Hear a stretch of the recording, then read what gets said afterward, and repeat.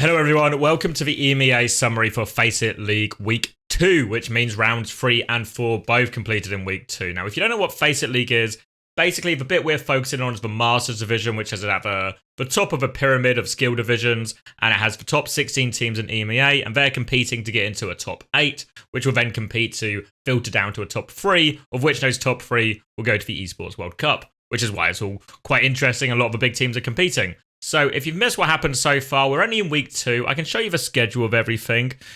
So there's a lot to take in here, and maybe on this page it's quite colourful. But where we are right now is we've just finished Week 2.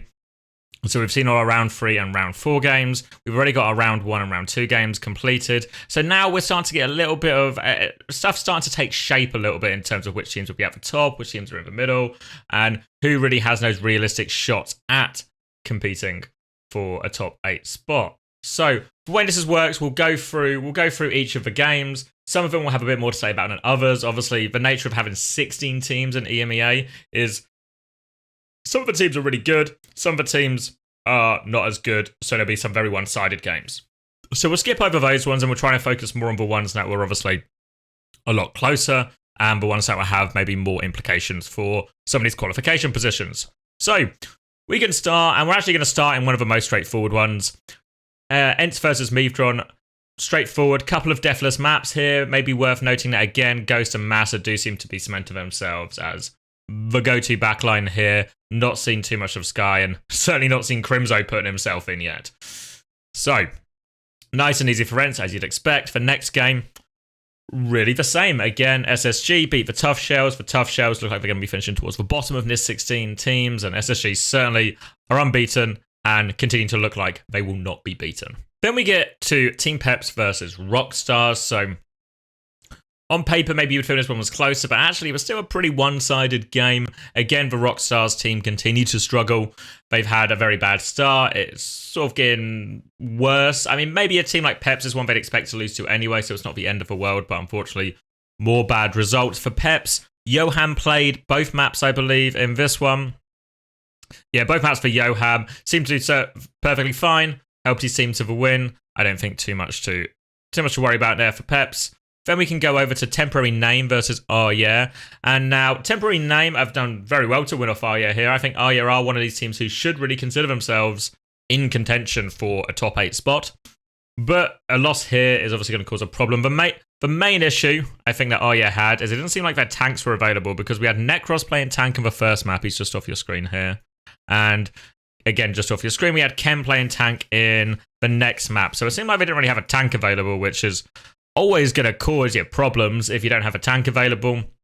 And I think that's some of the issue we've had here for Arya. And obviously, Temporary Name, people like Dan Fai certainly played against Arya a fair amount of time, and they seem to have come out on top here. But didn't have their full roster, but still, Temporary Name will be very happy to be able to run into Arya at this stage when they are missing players and getting that result in. We move on then to Quick Esports versus ROCstars. One of the games we thought might be a little bit closer, two of the top 8 teams from OWCS Stage 2. But actually, I don't think this game was that close at all. There was maybe some elements of a dogfight on Nepal, but it feels like R8 had a lot of different looks here. We saw them play Ball on Shrine. We saw them play Anna Zen on Icon World. And while I think Quick made the right adaptations in terms of swapping to like a Kiri, Lucio, Winston type dive to try and exploit that Anna Zen, especially on Icon World, the execution just really wasn't there at all for Quick Esports. So even though I think a lot of their swaps were reasonable, they didn't actually get very close. And I think actually this result in particular makes me feel that maybe when we start talking about that top 8 and that middle of the pack, if we talk about middle of the pack like R8, Peps, and those kind of teams, actually Quick Esports are not near that at all. And maybe Quick Esports are more in a bit where they are just scrapping to can they get one of those sort of 7th, 8th place qualification spots. So R8 are obviously a good team, but still this result really made me think Quick aren't quite up to scratch, and maybe they got slightly boosted in OWCS Stage 2 by the fact that it was a sort of a harder Rissa meta. They're able to play a bit more Brawl. Then we get on to what maybe wasn't one of the most interesting results at the time. It was Twisted Minds versus Ataraxia, and Twisted Minds won both maps. There was a lot of back and forth. All these maps were close. Ultimately, I think Ataraxia will feel really, really badly about losing the pool. I think Sauna was terrorizing Vigilante for all of it, and if it wasn't for the sort of one big beef with Gala, with his beat on Nepal Shrine, they maybe would have just won that map 2-0 and we wouldn't have even gone to Sanctum. But obviously, once we got to Sanctum and it was a Lucio-based comp and Ataraxia were playing trying to be double flex, actually Twisted Minds just rolled them. They were able to hold close, exploit it all the time, and they basically just 100-0'd them. And then similarly, when we get to Icon World, once Twisted Minds were on these Lucio-based comps, it started to feel really hard for Ataraxia in a lot of these situations. Still, it must be said that Twisted Minds had to do a series of big clutches. It was quite a classic Twisted Minds victory in terms of they certainly still look good and talented, but also to actually get the result, a series of miraculous things had to go their way, and they had to combine very well. And I mean, obviously that's a good thing for Twisted Minds, and these things keep happening for them. It's really a credit to the quality of players they have. But you do feel it was rougher than maybe the 2-0 scoreline suggests. But again, for Twisted Minds, they remain unbeaten. They continue to trend up. Celtas v Metaboiz felt like we had an absolute dogfight, and this helped Celtas obviously move on to sort of 2-2 record once we get to the end of the week. Don't have too much insight into this one, but we can see obviously Icon World went to an extra round, and there was a serious back and forth along. So don't know too much about this one, but I think Celtas are one of these teams that are now, especially winning a team against a team like Metaboiz, Celtas are starting to push themselves up and tap. Maybe they can steal an eighth place qualification spot or something like that. We then have the other Metaboiz game for this week where they played Team Peps, one that they very much be expected to lose, and they did lose. What's worth noting as well is Crook was back for this game, so Yoham's little run out to cover for Crook just in that first game. Crook is back, had a very good game. I think he had a Deathless Busan. I think it was... I'll fact check myself now for integrity. Yeah, Deathless Busan, very dominant for Peps as you'd expect, and Metaboiz starting to feel like, especially with this loss combined with the Celtas loss, they're losing to the teams they should lose to. They're losing to some of the teams potentially closer to them. Feels like Metaboiz are not going to be too much of a contender for any of these top 8 spots this time around. Then, we finally get some good news for ROCstars. They've done it. TheToughShells probably one of the weaker teams in the league this year, or at least in the Masters League this year. So you would expect ROCstars to win, but win they did, because ROCstars have not always been winning games you would expect them to win. So even though it should have been a straightforward game, and to be fair, it looked relatively straightforward judging by the scoreboard, it's still actually really good for ROCstars to actually finally get a green on the board, get a W. I think when looking through the scoreboard, it felt like TVNT was particularly dominant, as we've come to expect from him when he plays for this team. So good win for ROCstars, even though it's ultimately expected. Still got a lot more to prove, but you can only beat what's in front of you, right? And they've done that. They did that here. We'll move on to Arya versus Celtas. So this was obviously a little bit better for Arya, mainly because they had their tank player back. Isaac was back for this one, and it goes into an absolute back and forth dogfight of the series. Now Arya do eventually come out on top on.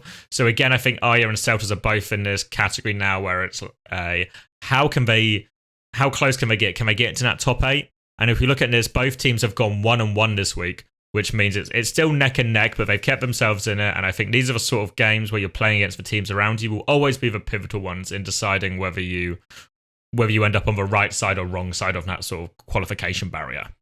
Sovreigns isn't a team we've been keeping too much of an eye on, but they get a good win over nu.age here, and I think we'll see a little bit later in some of nu.age's other results as well, but it feels like Sovreigns have actually put together a string of decent results. nu.age, on the other hand, no good results, and it starts to feel like Sovreigns are actually putting themselves in a pretty good position in terms of their result-wise to get into that top 8. nu.age, on the other hand, they've lost a lot of these games against the teams that were presumably their direct competition for these spots, so it feels like nu.age are getting further away from where they need to be rather than close to where they need to be. They lose this one, 2-1, 2-1 in the end, so it's not like it was a roll by any means, but Sovreigns seem to keep coming out the right side of these type of ties, and nu.age keep coming out the wrong side of them. Then Meavedron versus Supershy. Supershy do the business, a team they would expect to beat. They do it, they get to add the expected W to their score sheet. Now, this is probably the game of the weekend. This is the one everyone thought could be interesting. Nice to see the new Ataraxia get a properly stern test and all of this. But nobody expected this result. I think at the time when we were watching it live, there were some big questions about how on earth are we going to Busan? How have you let the double flex team go to Busan? Then you got Busan, Hollywood, Rialto. What a great draft this worked out for Ataraxia. Obviously, they do have 2 picks in this format. They get both map 1 and map 3. But it certainly felt out like it worked out quite comfortably for them. I think ENCE, Busan especially, because I think ENCE just, if I remember right, banned Nepal, which is like their default ban, so they've just banned their permaban rather than maybe leaning into maps that are harder for Ataraxia to play. We saw Twisted Minds obviously beat Ataraxia on Nepal, and especially some of those stages like Village and Sanctum can be very effective for Lucio, can be quite tricky for some of those comps if you can get them held at the choke. So now obviously ends up to be a problem. They actually lose for Busan. To be fair, the Busan really could have gone either way. It was an absolute dogfight on Busan. And when they did get to the Lucio map, ATX did lose the hard Lucio map. But that kind of just also adds to the argument of, if we could have got them on Lucio for maybe 1 or 2 stages, maybe we're walking away with a 1 cough instead of a lost cough. Then Downtown was just a huge dogfight. I think Ataraxia just clutched up. Honestly, just clutched up. I think from what we've seen of Ataraxia so far, I think Rajaro's actually had a really impressive series of early games for him. I think Sora's actually looked really good, especially a player who's been so in and out of starting lineups and we've seen so sparingly over the course of the year so far. I think Sora's actually starting to look quite legit and helped his team a lot here. Then once we got to Hollywood, I thought Gala actually had a massive game. I think ENCE certainly struggled in terms of finding the right playstyle adaptation. They were playing a lot of Ram, Lucio, and it wasn't really working. They weren't able to find the connections. I think a lot of these maps, Hollywood, Rialto, if we had gone to it, are very tricky maps to play sometimes against the double flex if you don't have a clear idea of how you want to take some of the, especially some of the high ground parts of the map, or how you want to play around those areas. It can be really tricky. And I think we did see that in some elements where they just struggled in terms of how to solve that particular part of the map. Also, maybe a question of this game would have looked maybe a lot easier if they had Chasing and they could just swap to Winston and play like Winston, Kiri, Lucio against some of this double flex stuff. And obviously, while Chase is still available for FACEIT, he's not available for OWCS Dallas. So they're only playing exclusively with Vestler, but it does feel like Chase actually would have been a very nice solution for him to have on some of these maps, to just go Winston and play some version of that, but not to be had.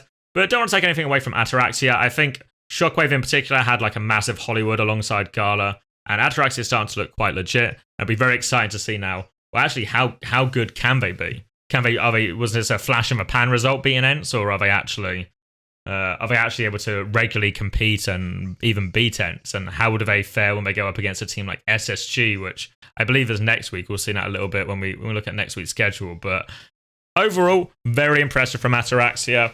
I think, again, want to give another shout out to Rajaro in terms of like coming into this team. He was probably the least known player. And I think he's performed really well, especially when he's having to play a role in a comp that is not as straightforward. Playing a Remarch without speed versus a Ram with speed can be tricky, and I think he did a very good job here.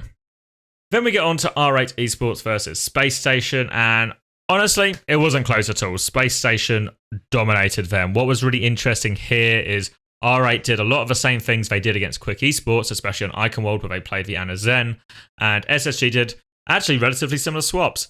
But the difference is SSG just rolled them. They were able to execute at a much higher level than Quick, as you'd expect.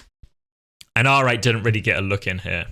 And I think especially when you look at how easy SSG dealt with this, I know they are the best team in the region, but I think in some ways the fact that Quick couldn't even get anywhere close to this means there's just sort of a tier break between all these teams. You know, that in the sense that R8 can probably play anything against Quick Esports and win, like we kind of saw in that game earlier. SSG can probably play anything against R8 Esports and win as well, kind of as we saw in this game. So maybe no surprises that those level of tier breaks exist. I thought maybe Quick would be a bit close to R8, but it certainly seems like there's a certain divide between these teams right now.